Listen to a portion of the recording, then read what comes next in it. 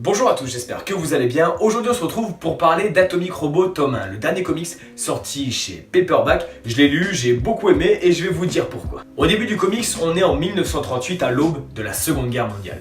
Un général nazi qui s'appelle Helsingard prépare un truc pas du tout net qui pourrait impacter la Terre tout entière. Mais les États-Unis ne veulent pas opérer en tant qu'États-Unis justement pour pas se mettre dans un futur conflit potentiel. Ils vont donc envoyer un agent indépendant.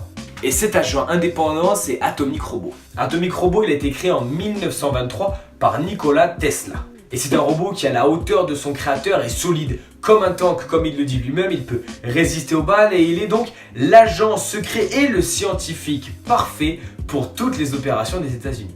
Il lui est promis que s'il arrive à arrêter Helsingard, il sera reconnu en tant qu'être humain premièrement et citoyen des États-Unis. Et ça, Atomic Robot, ça lui plaît bien. Il va donc se rendre dans cette base nazie et arrêter Helsingard. C'est l'introduction du comics, mais en réalité, il ne tourne pas exclusivement autour de ça. Ce tome nous présente plein d'époques différentes et tous les moments les plus importants d'Atomic Robot avec toutes les actions les plus importantes qu'il a réalisées, tout s'entremêlé dans plein d'ellipses temporelles et le combat contre Helsingard n'est que l'introduction de toute cette histoire. Mais malgré toutes les ellipses temporelles du passé, la majeure partie de ce comic se passe dans notre époque actuelle car Atomic Robot a créé une section de super scientifiques. Super scientifiques mais également super soldats, c'est un petit peu l'escadron qui est envoyé sur les événements importants ou les catastrophes où on n'a pas trop envie que ça explose à la vue de tout le monde. Mais bien sûr, je vous laisse découvrir la suite de ce comics par vous-même.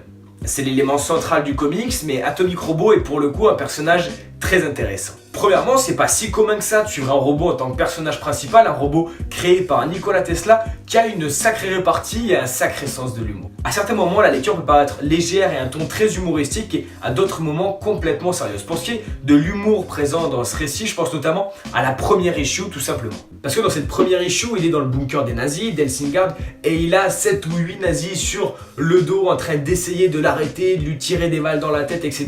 Mais rien n'y fait, puis lui, il a sa petite dose d'humour. Il dit non mais les gars, ça servira à rien de toute manière, vous pouvez pas tester, cherchez même pas, je vais vous défoncer. Et c'est la petite dose d'humour qui me plaît beaucoup dans ce personnage. Mais j'apprécie énormément cette dose d'humour et de légèreté parce qu'elle est accompagnée de beaucoup de sérieux par moments. Parce qu'Atomic Robot, comme son nom l'indique, c'est un robot et à l'instar d'un Captain America, il ne vieillit pas. Alors, il n'a pas été cryogénisé, mais il voit quand même les personnes qu'il apprécie, les personnes qu'il aime ou les personnes avec qui il s'est battu disparaître autour de lui et certaines planches sont assez fortes de sens, nous montrant la détresse de ce robot. Et il le dit d'ailleurs lui-même dès la deuxième issue lorsqu'une journaliste lui rappelle qu'il a été créé en 1923 et qu'elle lui demande qu'est-ce qui est le plus dur dans sa vie, c'est qu'il a des références datant de 80 ans que plus personne ne comprend. Ce que j'ai beaucoup aimé également, c'est toutes les ellipses temporelles présentes dans ce comics. On avance dans le comics, il dézingue des fourmis, la planche d'après on est en 1940 et celle d'après il est en train d'essayer d'arrêter une pyramide qui se déplace dans le désert toute seule. Dit comme ça peut paraître brouillon et complexe à comprendre, mais ça n'est pas du tout et la lecture se fait toute seule.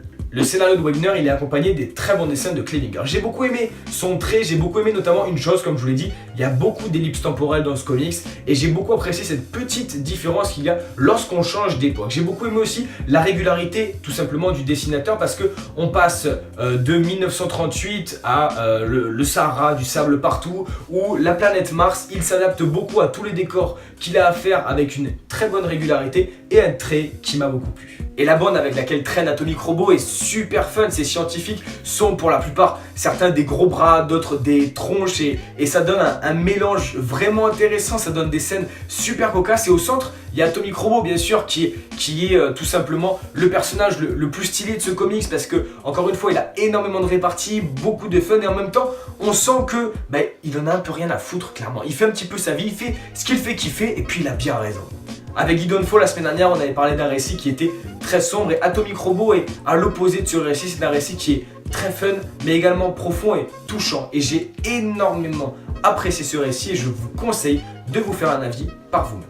C'est le premier tome et j'espère que le tome 2 tardera pas trop parce qu'il me tarde vraiment de découvrir la suite de ce robot déjanté. Mais bien sûr, j'espère que cette vidéo vous aura plu. Si c'est le cas, dites-le moi dans les commentaires, mais surtout, portez-vous bien. On se retrouve très vite pour de nouvelles vidéos. Ciao tout le monde.